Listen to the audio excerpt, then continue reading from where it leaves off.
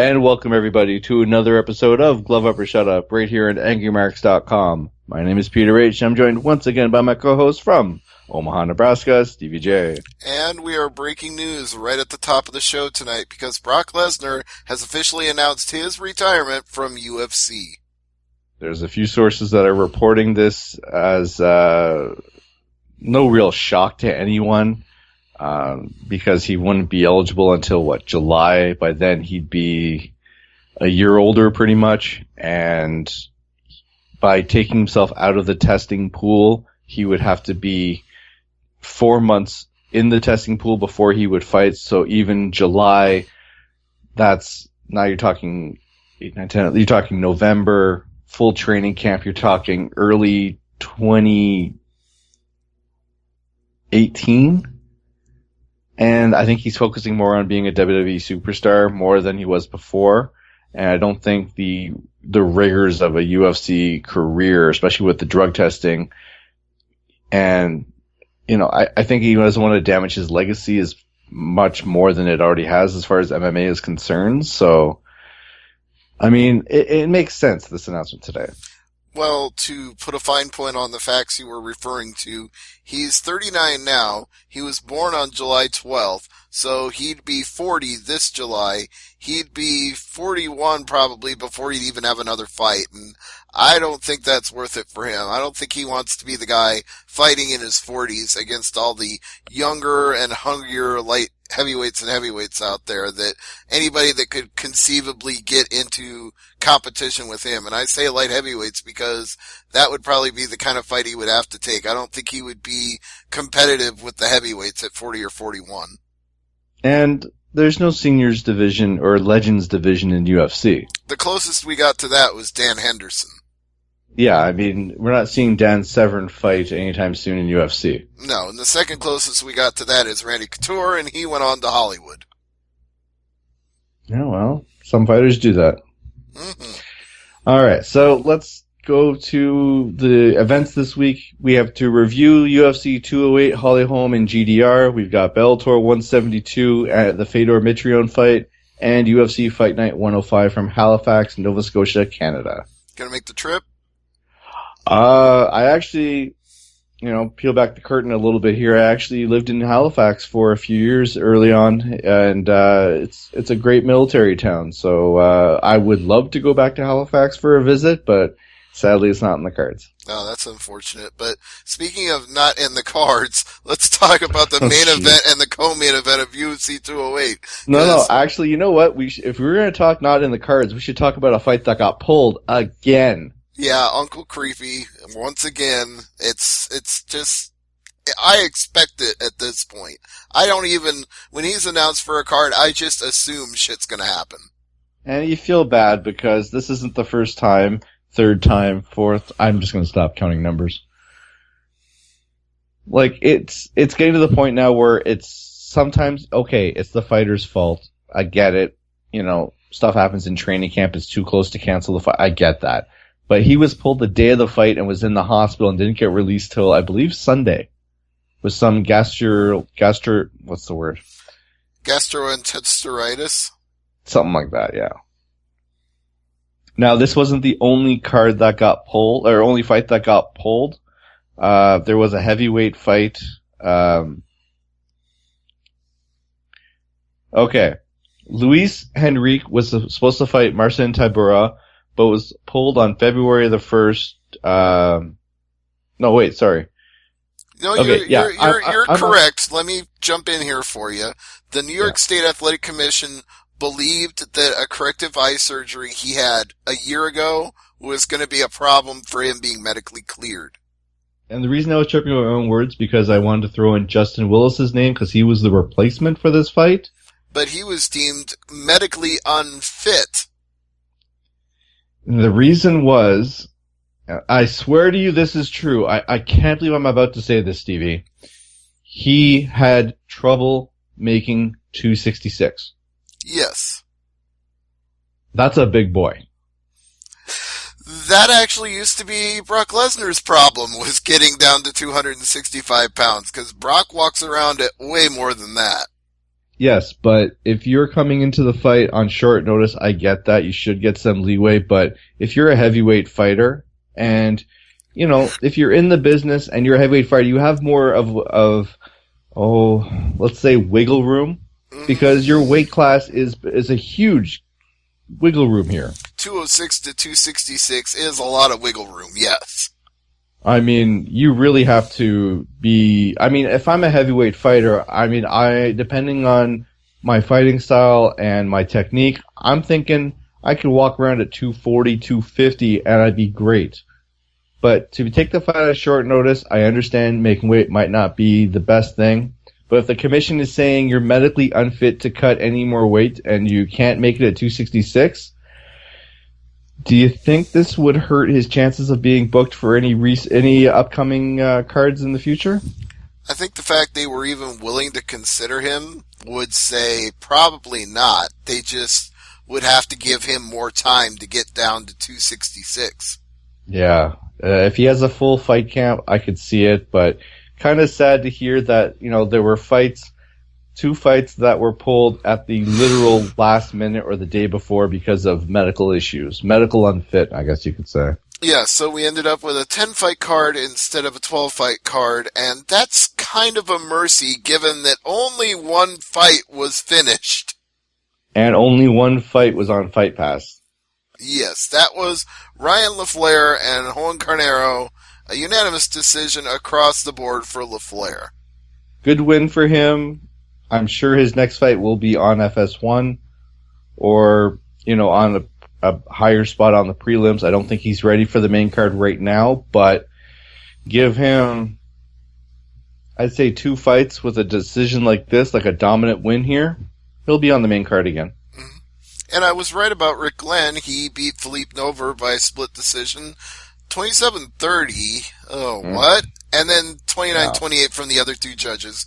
Judging is also something we have to get into with this card. Yeah. Don't worry, this isn't the only fight card you're going to be saying what the hell about the judges. In fact, one of the little bit of a teaser, I guess you could say, one of the people I follow on Facebook posted a photo as a mock photo of the judges, like they used to say, like the photo with the judge's name.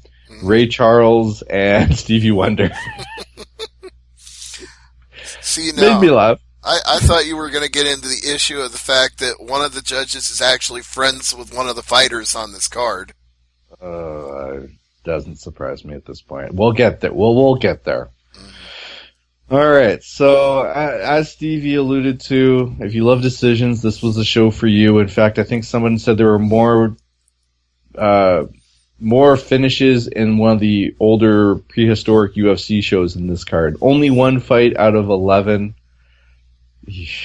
Okay, let's go through it. Islam Makhachev beat Nick Lentz. And this is the one I was referring to because Nick Lentz and Doug Crosby are homeboys, and Doug Crosby was judging this fight. See, the problem is But see, it didn't benefit Lentz in this case because he lost across the board on all 3 judges. So it wasn't 30-27. Yeah, 30-25 from 2 of the 3. The 30-27 was probably Crosby, but I don't know that for a fact. I don't know it either, but 30-25 on 2 of the 3 on a Fox prelim. Mm-hmm. Nick Lentz has been in this position before, so maybe this is his wake-up call because his next fight, I think, is winner you're done type situation here. Yeah, well, he was kind of on the bubble even before that, I think, so... I mean, yeah, he's won 2 of his last 4, but not like the elite guys of the division, and one of those fights was a catchweight bout. Now, what about Wilson Hayes against Okada Sasaki? Wilson Hayes. Man, you're just butchering it every way you can. I'm going to call Matthew from Botchamania over. Against Sasaki, a unanimous decision for Wilson here. Yes, not really a surprise, though. Hayes was the superior fighter going into the fight. And Bilal Muhammad beat Randy Brown 30-27 times 2 and 29-28. Once again, I'm happy to see Remember the Name Bilal Muhammad doing well, but I think he needs a step up in competition. I think he's ready for it at this point because he's been in UFC long enough now. He's had 4 fights. He's won 2 out of 4. I think, you know what? Test him. Give him somebody either just on the verge of top 15 or maybe the number 15 guy. See if he can handle it. And if he wins the fight convincingly via knockout or submission as opposed to a judge's decision, you could make the argument for being top 15. Mm-hmm. But he needs to take that next step. Like I said, he's doing better now with 2 out of his last 3 being wins, but he needs to put together a couple back-to-back and put it against a name that'll really stand out. Yeah. It's got to be a fighter that, as you said, will test him, and I totally agree with that. Mm-hmm. Now, speaking of tests, this fight, the scoring tests my patience because how Dustin Poirier ends up with a majority decision instead of a unanimous decision, what the heck? And keep in mind, there are 4 fights to go on this card, and Stevie's already thinking this. Yeah, it gets worse from here. Mm-hmm.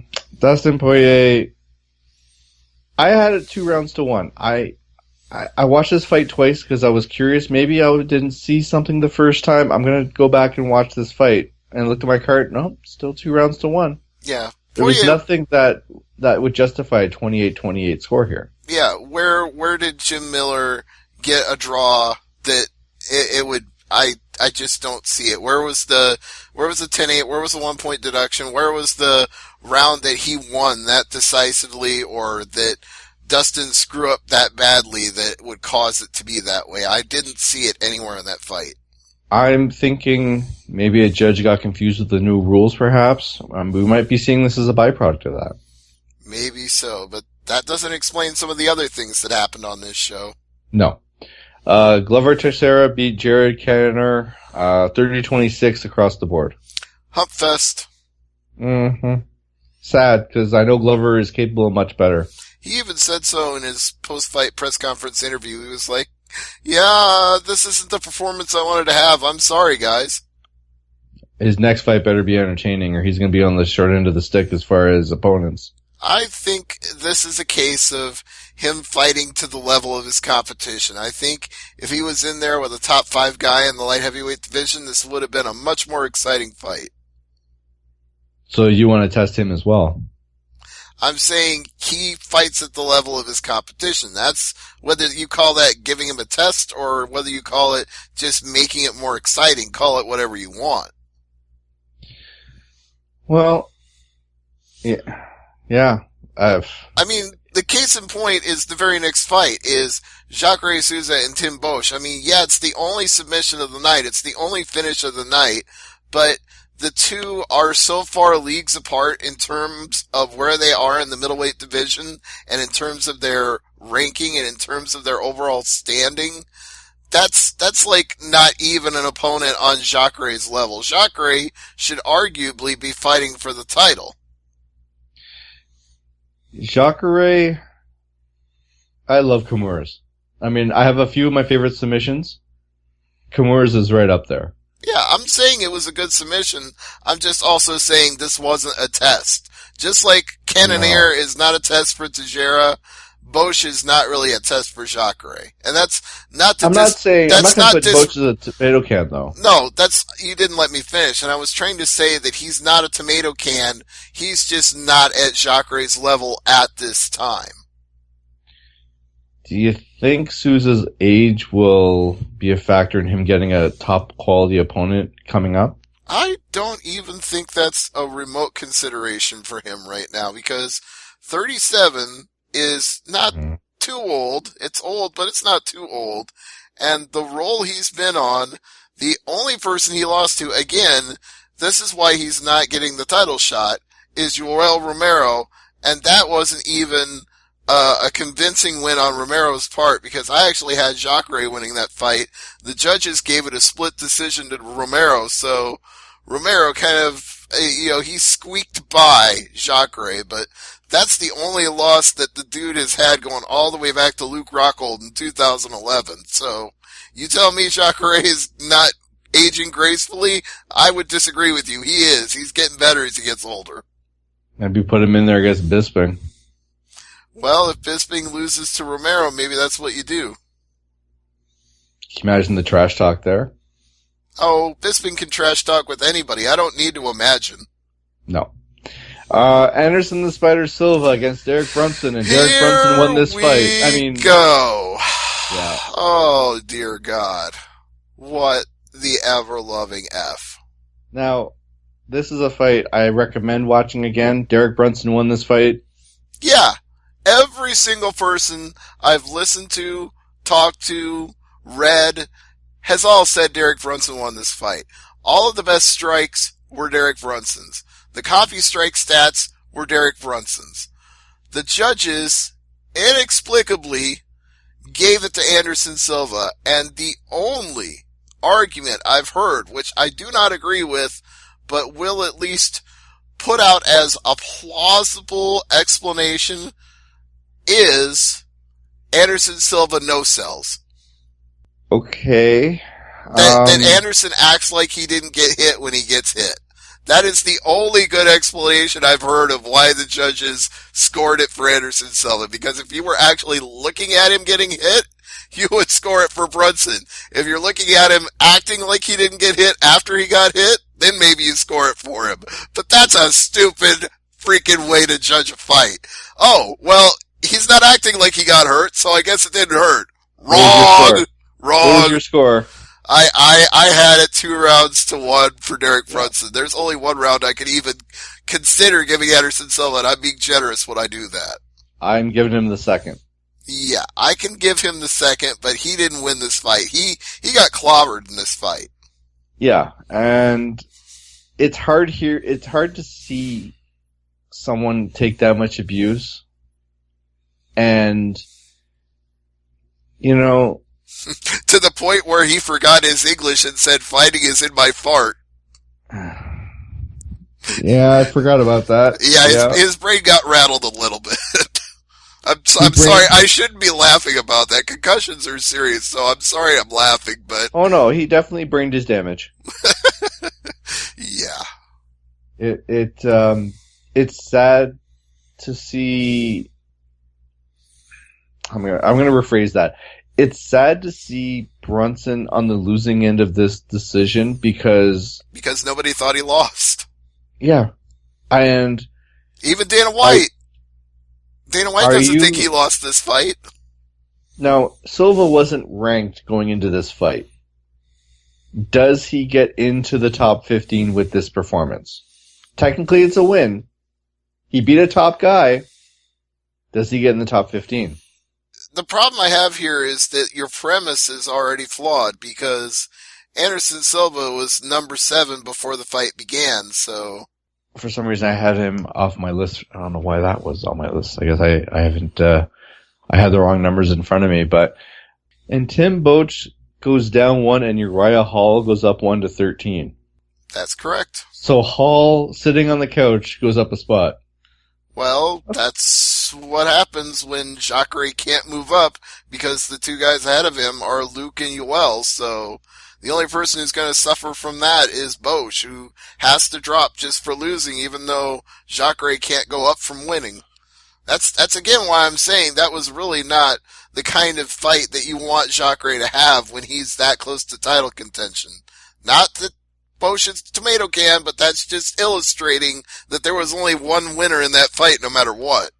Silva, for those who didn't hear, he did not come out to his normal music. He came out to a different song, and I believe it was written by his son. So everyone who was expecting DMX was like, wait, did he get replaced at the last minute? If you want to hear DMX, just go watch the Elimination Chamber and wait for AJ Styles. All right, so we've prolonged this long enough. GDR versus Holly Holm for the inaugural featherweight championship. Now, if you haven't already seen the fight, if you haven't watched the highlights, let's just put this on the table right now. Mm-hmm. Jermaine Durandamy should have been disqualified.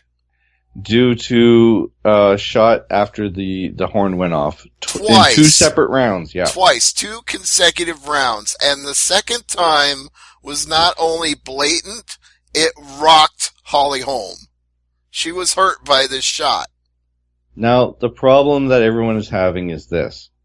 For a championship fight, would it not make sense, even an iota of sense, to have a referee in there who, I don't know, has done this before? Yeah, you would want a Herb Dean or a Big John McCarthy, or, even though people are going to hate me for saying this, a Steve Mazzagatti. Somebody that's at least had some experience. Who's that one there in, the one with the beard in Bellator? Oh, are you talking about Mike Beltran with the long mustache? Yeah, I'd rather have Beltran do this. Yeah. There's just about anybody you could choose to name that would have been a better referee than this dope. Not only did he not disqualify Jermaine Durandamy, he didn't even dock a point. Okay, if you're not going to disqualify her, take a freaking point. She did it twice. You take a point away for that. So, we go to the judges' scorecards, and all three have this 3 rounds to 2. And I'm doing the math in my head, and I'm like, did she win all 3 rounds? Did Holly Holm win this fight? And I'm thinking, no, I don't remember giving her 3 rounds. And all 3 judges gave it 3 rounds to 2 for GDR. Now, I can take that 2 different ways. The first way I can take it is I give Holly Holm 3, 4, and 5. Because I think she did better each of the later rounds. And I can also say, if you're going to give the 3rd round to Jermaine Durandamy, then that's fine. But you can also wipe that out because she should have been docked a point for that second late after the bell punch that she threw. So, to my mind, it's either a win for Holly Holm, or if you're giving it to Jermaine Durandamy, it's a draw because she should have been docked. So let's look at the end result. GDR is your first women's featherweight champion. Now, there are some out there that are asking for a rematch. Now, here's my question, Stevie. Do you give Holly Holm a rematch because of what happened here, and not because, her record? Does she deserve a rematch? Because since knocking out Holm, she's 0-3. You mean since knocking out Rousey? Rousey, sorry, yeah. Sorry, it's a late night here. But you know what I mean. It's like, do you reward somebody for 3 straight losses with another title shot? I mean, this is not TNA. I get what you're saying, and ordinarily I'd agree with you, but we've got a big problem here. They went to interview Jermaine Durandamy after this win, which, again, most people I've heard, read, or talked to do not think Jermaine Durandamy won this fight, or they think it should have been a draw or a disqualification. So you've already got what a lot of people would consider to be an undeserving champion who didn't really win the title fight she was in. And then they ask her, well, Cyborg is the big name in your division. Cyborg's been a champion in other promotions elsewhere. What about Cyborg? And Durandamy immediately says, I've got a hand injury from 2 years ago that I need to get surgery on, so I'm not going to be fighting again for a while. It's like, wow. Not only did you not challenge the woman that everybody thinks should have been fighting for this title, you just took yourself off the table for any kind of fight, for even a rematch with Holly Holm, for even a fight with anybody. They've killed this division the same night they created it because they've got an undeserving champion who's not even going to be around to fight anybody. What the ever-loving heck? Well, if she's going to be on the shelf for a while, and I'm doing this just to piss you off, I'm going to say this. Let's have Holm fight Cyborg for a number 1 contenders fight for the dreaded interim title. You might as well at this point, because this division is already a joke. Because we know how much everybody loves the term interim title in UFC. Let me just put it on the line for you. There's going to be a crowned a featherweight champion in Bellator on March 4th that is more legitimate than the current champion in UFC. Marlos Kunin and Julia Budd is a better featherweight title fight than Jermaine Durandamy and Holly Holm. Now, would you pay to see Holm, if she gets released from her contract, go to Bellator? Of course, but that's not going to happen. No, probably not. I'm trying to figure out what you do with Holm here, because yes, some say she got robbed. Others say, it's a fight. You don't leave it to the judges. This is what happened. You don't leave it to incompetent referees either.